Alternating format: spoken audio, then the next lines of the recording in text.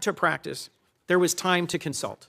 And consulting with Congress is not just some high-minded principle, not some abstract thing, not a nice to have. This may look like a routine oversight hearing, but it's actually a stress test of how power is exercised when military force, secrecy, and urgency collide.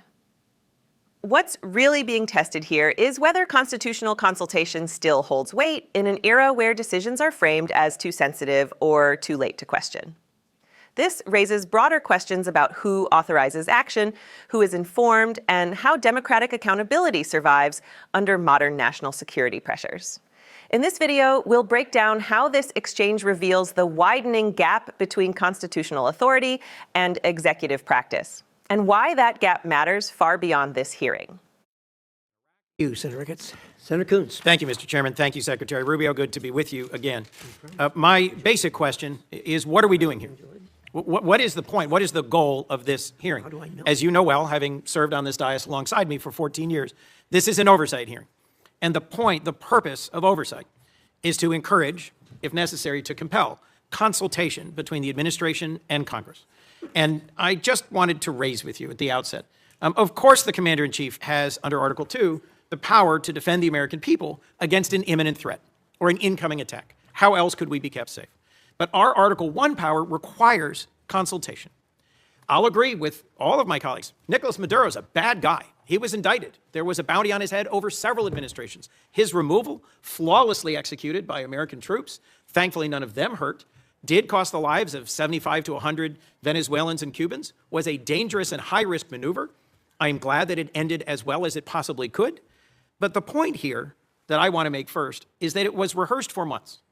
The administration had a number of contingencies it was trying to navigate through. But over the course of months, when the administration was taking strike after strike after strike against drug trafficking boats, in several instances where senior leaders of the administration briefed this committee and others, we were told that military action to remove Maduro was not on the table, that the campaign to try and deter drug trafficking was not going to include the exact military action that followed. Yet it was being rehearsed. If there was time to practice, there was time to consult. And consulting with Congress is not just some high-minded principle, not some abstract thing, not a nice to have, it's a got to have. And look, the chairman opened by saying that this was limited in scope and duration, that it was executed flawlessly, and we should all be happy about the result. That much I agree with. But our president continues to threaten Delcy Rodriguez and the remnant of the Maduro regime with military force if they don't comply. We should know. What are the policies? What is the path? What is the plan forward? You and I both know the long and painful history of wars that began and seemed to be resolved and then opened up into excruciating, expensive, years-long conflicts. In Iraq in particular, in Libya and elsewhere, things do not always go as planned. And so consultation with Congress that is truthful and forthcoming and transparent is critical. In your service in this body, you knew that. You experienced it. I was in the room as you held to account members of previous administrations for not coming forward as they should have. So, look, in order to avoid our men and women in our armed forces going into harm's way, doubting whether they have the support of the Congress, consultation, hearings, and deliberations are required. I understand the risk of leaks. That's a risk every administration takes. But at the end of the day, our framers entrusted the power of the declaration of war to this body, not to the executive. And where there is the time to consult, there has to be consultation. Second, I just wanted to talk about allies and alliances. I was just in Europe. I led a bipartisan delegation, as Senator Shaheen referenced, to Denmark. And our president's comments about NATO, about Denmark, and his attempts to coerce Denmark into giving up Greenland are appalling. They profoundly harmed our security. And I am asking you to do everything you can to reinforce our commitment to NATO. I was concerned that you just said NATO needs to be reimagined. Let's just be clear about the record. You know as well as I, Article 5 has only been invoked once, and it was in defense of us after we were attacked. Danes and soldiers from almost every other NATO ally deployed and served, fought, and died. 52 days. And for me, the most emotional moment of my visit to Denmark was laying a wreath at the memorial to the Danes who served, fought, and died alongside Americans. So when our president says we never asked for anything from NATO, and they never gave us anything, and you suggest that they aren't carrying their weight, whether it's in bases, or in access, or in troops, or in service, it is allies that will keep us safe in the Indo-Pacific, Our treaty allies, Korea and Japan and Australia and the Philippines, are going to be critical to Indo-Pacific security against our principal threat, China, and in Europe. I'm worried that the very foundations of trust are being shaken. Our democracy depends on consultation with Congress that is truthful and timely, and the confidence of our allies depends on them knowing where we're going next. Today, an armada is steaming towards Iran. Our president is on social media threatening Iran, and I hope I can count on you, Mr. Secretary, to consult with us and inform us before our next actions, whether against Nigeria, Colombia, Cuba, Iran, or anywhere else. And I hope and believe that I can count on you to reinforce the sanctity of NATO, not to reimagine it, but to reinforce it. Thank you. Well, let me unpack the 3 points you touched upon: consultation, NATO, Greenland, alliances in Greenland. Let me tell you on the consultation. Look, this has been a point of tension, not just in this administration and Congress, but in multiple administrations, as you rightly pointed out. I was a big fan of consultation when I was sitting over there. Now, you know, it's a different job, different time. But it's not, that's not necessarily the point. This is a very unique situation that we faced here. The fact of the matter is that our mission, and the one you were briefed on and talked about, that mission remains ongoing, and that is the counter-narcotic mission that we continue to carry out. As controversial as it may be, you may not all be fans of it, obviously, but it is happening in the Eastern Pacific, and it is also happening in the Caribbean Basin. The problem is, or the good news is, there aren't a lot of drug boats moving in the Caribbean Basin anymore, and that's what we had briefed Congress upon. This specific mission that you've talked about, one of the reasons why you rehearse it is to see if it's even feasible, to basically go to the president and say, is this something that's even an option on the table? The truth of the matter is that this mission could not have been briefed to Congress because it wasn't even in the realm of possible until very late in December, when all of our efforts to negotiate with Maduro had failed, and the president was finally presented these options and made these decisions. It was also a trigger-based operation. It may never have happened. It required a number of factors to all align at the right place at the right time in a very limited window, and it wasn't even clear if it was ever going to be possible. There's also the aspect which I do not control, and that is deference to the Department of War on operational security.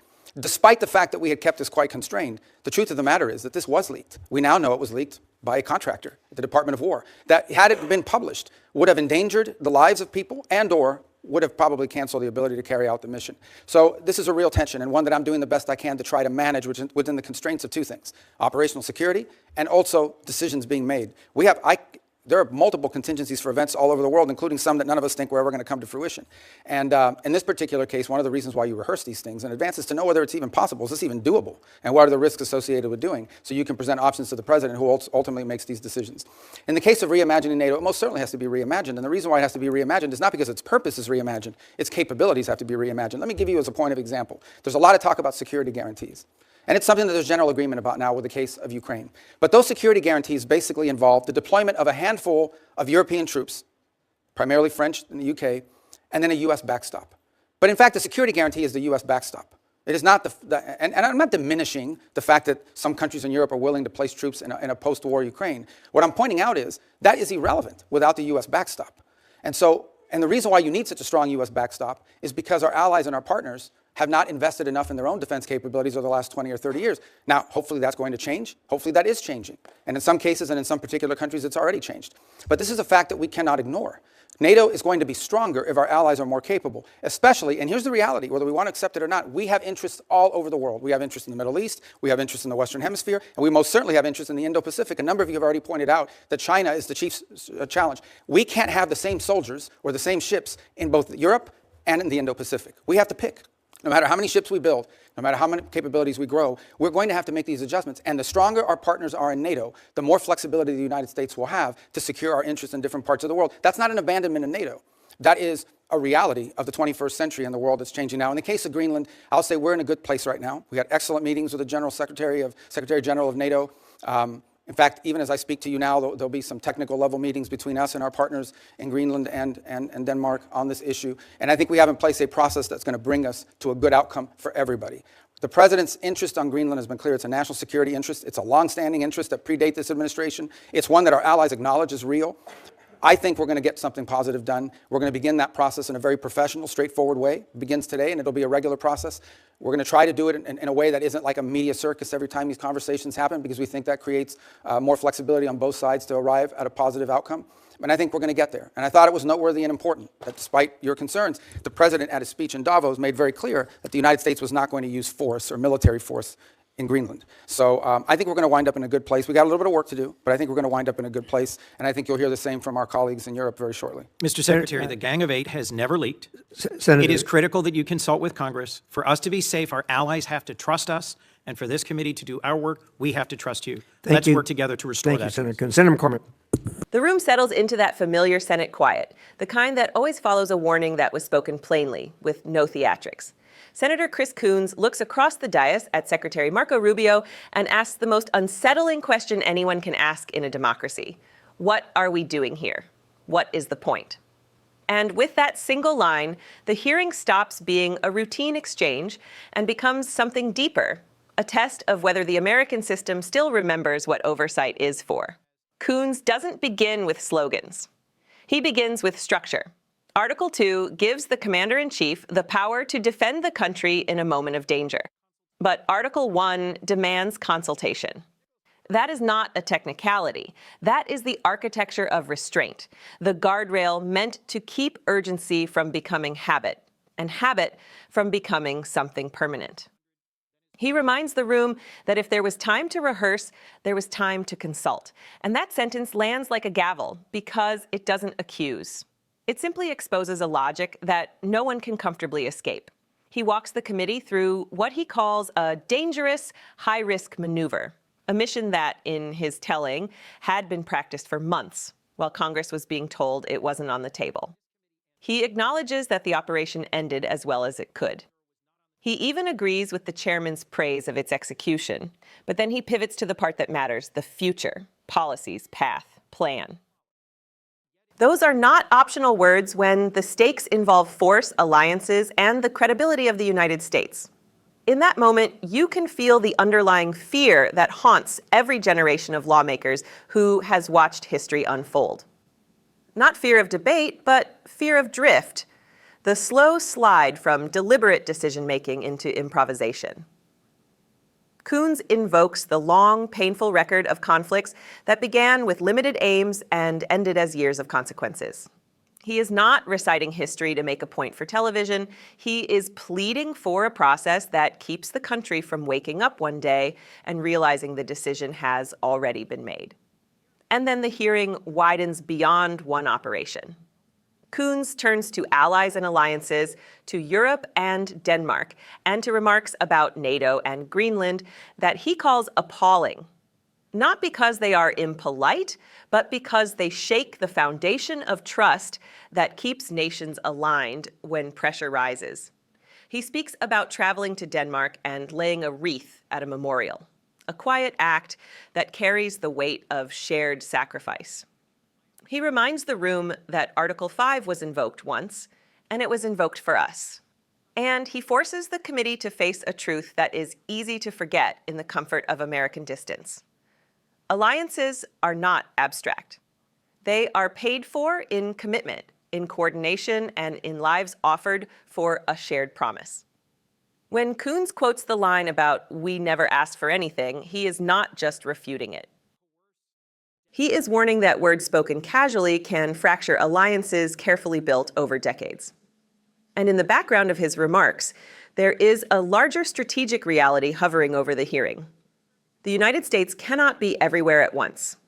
Indo-Pacific security, European stability, global posture, these are not separate theaters anymore. They are interconnected pressures. If trust erodes in one region, it reverberates in another.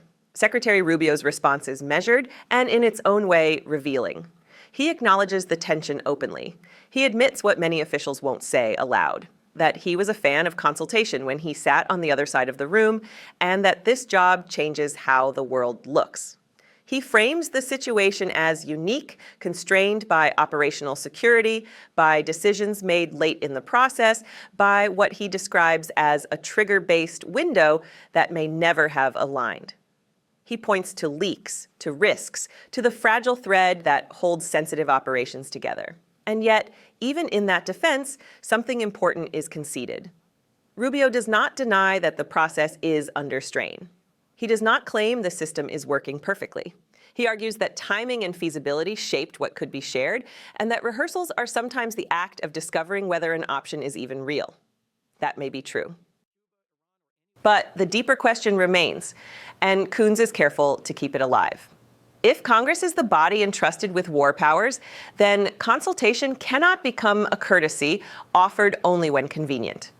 If oversight depends on trust, then secrecy cannot become a reflex, because reflexes are what shape policy when no one is watching.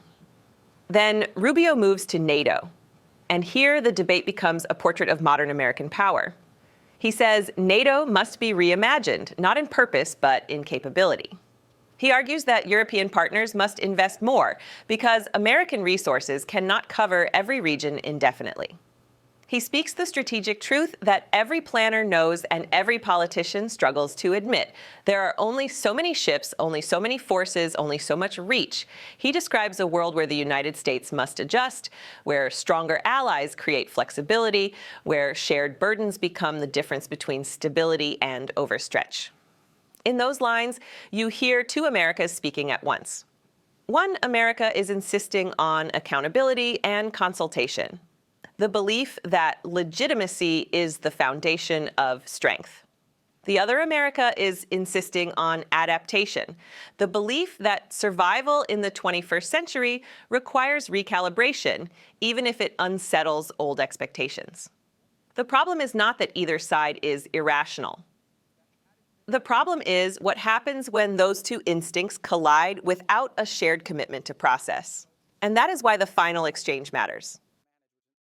Rubio says Greenland talks are in a good place, that there is a process underway, that the goal is a professional path forward without turning it into a spectacle. He says the president made clear at Davos that force would not be used. He offers reassurance. But then Coons comes back one last time with something that lands heavier than any policy point. The Gang of Eight has never leaked. It is a reminder that there are channels built for trust. And if those channels are not used, the breakdown is not inevitable. It is chosen. He closes with the simplest demand in government: consult with Congress, because safety depends on allies trusting us. And committees doing their work depends on trusting the administration. Trust is not a sentiment. It is an instrument of national security. When trust fails, alliances wobble. When alliances wobble, deterrence weakens. And when deterrence weakens, the costs are never paid by speeches. They are paid by families and by futures. This hearing was not just about Greenland. It was not just about NATO. It was not even just about consultation. It was about whether the United States will remain a nation governed by deliberate choices or a nation pulled forward by momentum and messaging. Oversight is not noise. It is the conscience of a republic. And when leaders treat that conscience as optional, the country doesn't simply lose information. It loses its ability to decide who it wants to be. Because power without accountability does not stay orderly for long. It becomes instinct. It becomes impulse. And eventually, it becomes a habit that no one remembers choosing. If you believe consultation matters, if you believe oversight still has a purpose, and if you believe allies and citizens deserve clarity before the next turning point arrives, then stay with us. Subscribe to Liberty Report USA. Support our work to expose the truth.